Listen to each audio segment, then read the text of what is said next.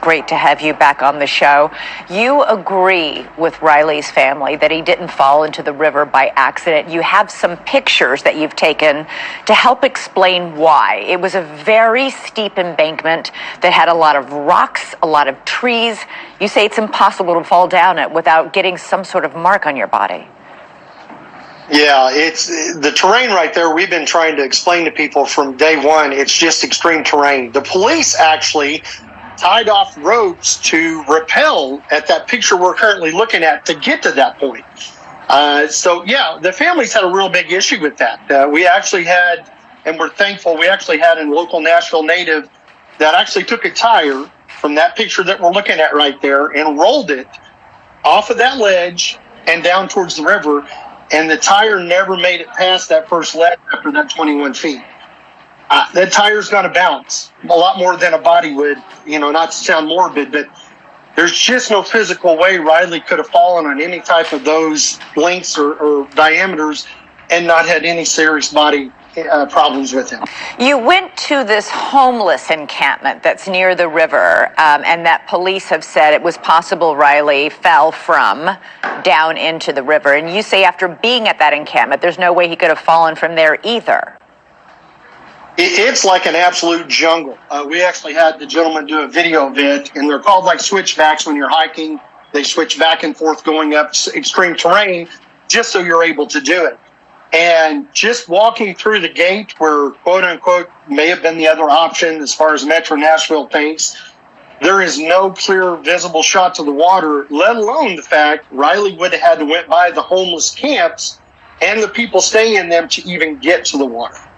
At one point also, I've been, from the very start of this thing, I've asked you and Riley's stepdad when he was on the show as well, and his dad, about the possibility that he was drugged that night. His mom said that he texted her and said that his rum and coke tasted weird, like barbecue, he said. Do you think it's possible that he was drugged? We know he only had one alcoholic beverage at that last bar before being basically kicked out. We have had, and even today, I've had a dozen more people reach out to me from that story coming out last night that unfortunately have had that incident, have been drugged down on Nashville.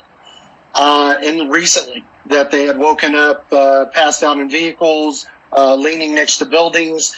So I think Nashville definitely has an issue with what's going on in the bar scene down there. I'm not pulling out any bars. It's like any major city.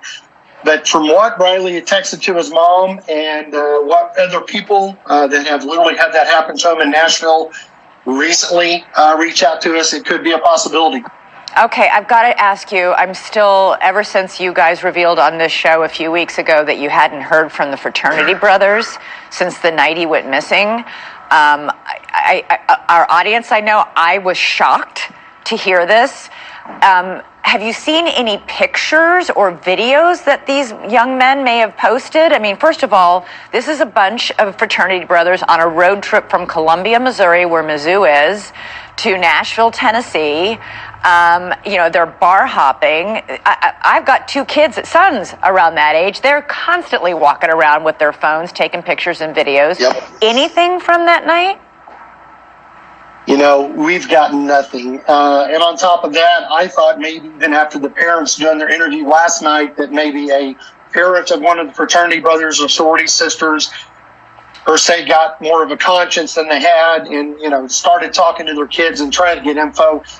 And at this moment, we have crickets. There's nothing that's been said or produced at all. Nothing at all? No.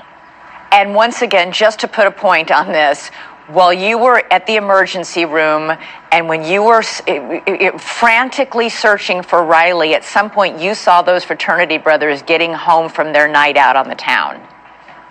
Actually, that was Chris and Michelle and Riley's stepdad. And yes, they were sitting outside the hotel in the truck. And actually the kids walked back by and waved at him and made eye contact with him coming home from their party. So it's extremely frustrating. It's probably a good thing that I wasn't there. I'm just old school.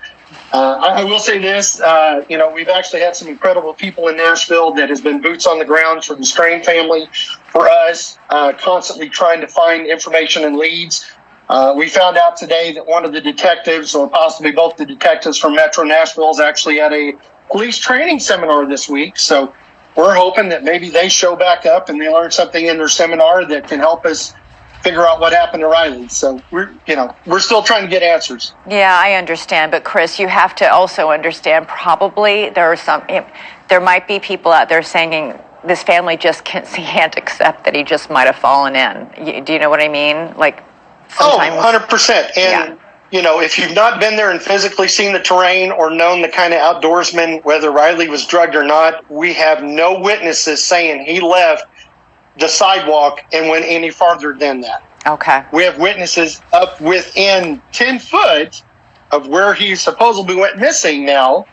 Nobody says he walked over the retaining wall or went through that fence. Okay. So now that you've looked at the terrain and see how drastic it is, even if Riley would have fallen at one spot, you've still got 30 feet before to even get to the water.